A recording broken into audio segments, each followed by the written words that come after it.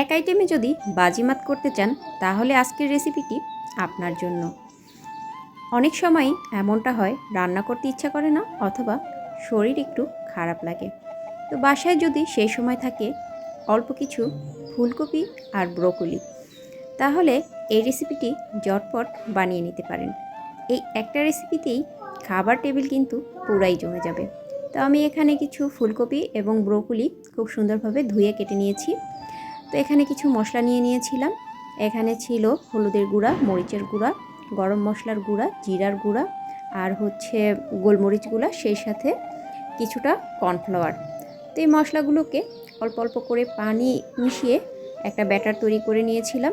ব্যাটারটা তৈরি করা হয়ে গেলে ফুলকপি এবং ব্রোকলির গায়ে সুন্দরভাবে ব্যাটারটাকে মিশিয়ে নিয়েছি, যেন দেখে মনে হচ্ছিল ওদের গায়ে হলুদ হচ্ছে, একটু পরেই ফুলকপি আর ব্রোকলির বিয়ে হবে। তো সব কিছু মাখামাখি হয়ে গেলে 5 মিনিট রেস্টে রেখেছিলাম। এরপরে একটা কড়াইতে তেল গরম করে এগুলোকে ভাজাভাজি করার জন্য বসিয়ে দিলাম। খুব সুন্দরভাবে ফুলকপিগুলোকে একদম ছড়িয়ে ছিটিয়ে গরম তেলের উপরে দিয়ে দিয়েছি। আর এই তো আস্তে আস্তে ভাজা হয়ে যাবে।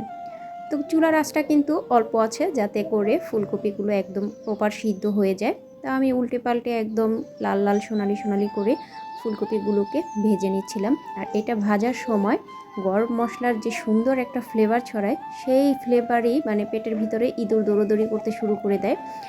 আপনার ক্ষুধা না লাগলেও গরম মশলার যে একটা ফ্লেভার, সেই ফ্লেভারে ক্ষুধা লাগতে বাধ্য।